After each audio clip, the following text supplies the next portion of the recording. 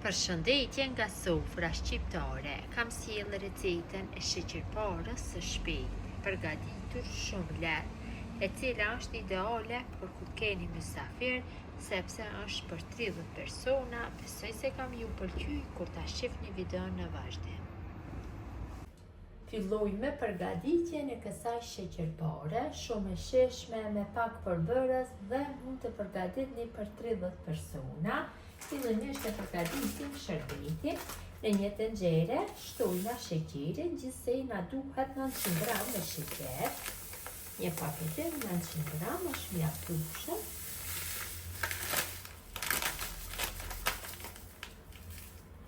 Shtojna një vanilë sheqeri për aromë dhe 600 ml me ujë. Përzi masën dhe në temperaturë mesatare e zim shërbetin derisa ai fillon të vlojë. Shërbeti ka filluar që të vlojë, tash ja shtojna pak lëng limoni dhe ulim temperaturën mes tultës dhe të mesmes dhe zijem shërbetin për 15 minuta.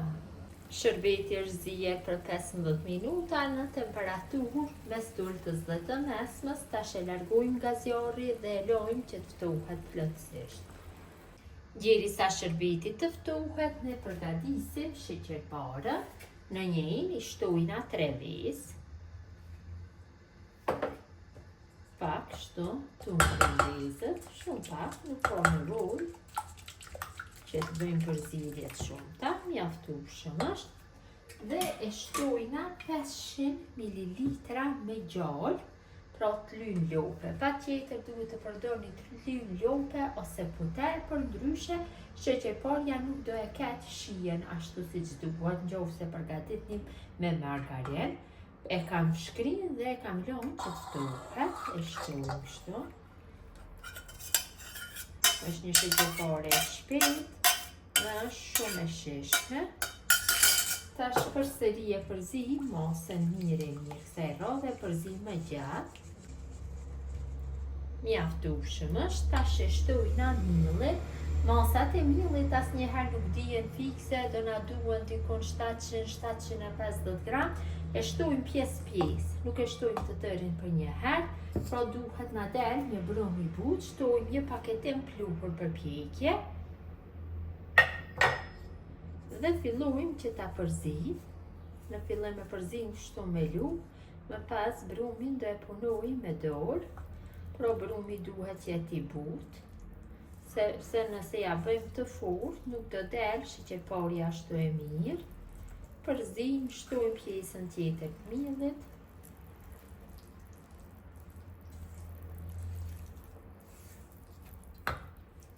Shtojmë tjetrën pjesë dhe e punojmë. Në këtë mënyrë vazhdojnë tutje. Tash do punoj direkt me dorë. Nuk do punoj më me lugë, vetëm se me dorë.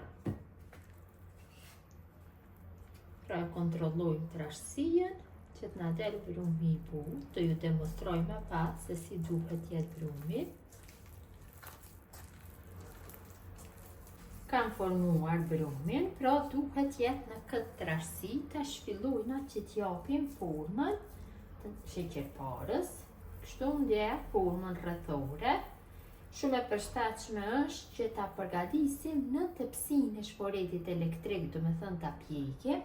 Gjithsej nga kjo masë duhet që të fitojmë 30 copë. Tepsien e kam lyer me gjallë, shumë mirë është që ta lyjmë me gjallë. Mënyrën e njëjtë vazhdojnë tutje duke ja dhënë gjithë brumit formën. Kështu, bëj pak më të lëmuar format.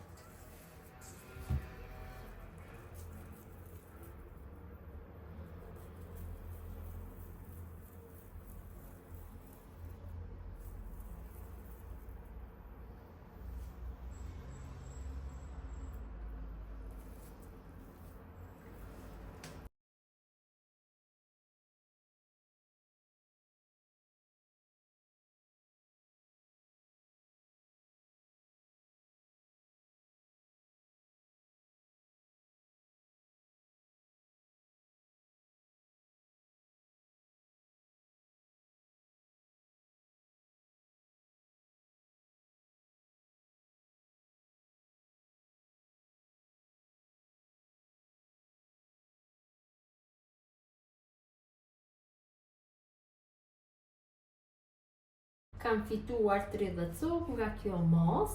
Tash marr sepër dhe i dekoroj kështu me një lupë, ose mund që t'ja vendosni një thel barra ose me piron, mund t'i dekoroni në mënyra të ndryshme. Unë kam zgjedhur kështu me një lupë të mesme që t'bëj viza, del shumë bukur pas pjekjes. Këtë mënyrë nga pjesa e sepërme i dekoroj secilën pjesë të sheqerparës.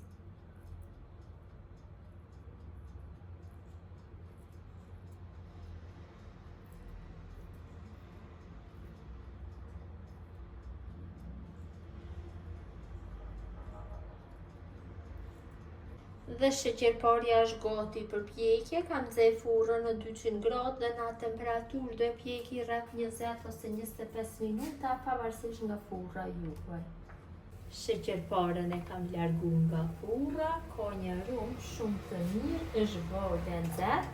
Tash ja shtojna shërbetin e ftohtë. E merr në një herë. Të munduhen çdo pjesë ta bëjmë shërbet.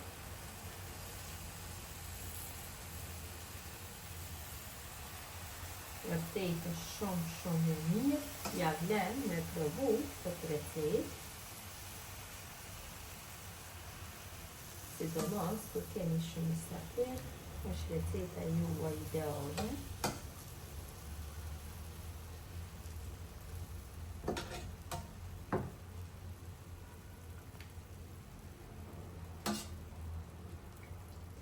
Tash e lojna që të ftohet, të zbuluar do e lojnë kështu dikon për 10 minuta dhe më pas do ja vendosi një tepsin sepër dhe do e lojnë të qëndroj për gjithë natën, të nesërmen do jetë gati për konsumim. Sheqerparja ka qëndru mjaftueshëm, e ka marrë shërbetin shumë mirë, tash është gati për konsumim. Pra e kam lënë të mbuluar kështu në një tepsin tjetër e cila përputhet me tepsin ku ndodhet ëmbëlsira. I largojmë ja 2 pjesë dhe t'i shihni se si ka dalë. Vërtet ka dalë shumë të mira.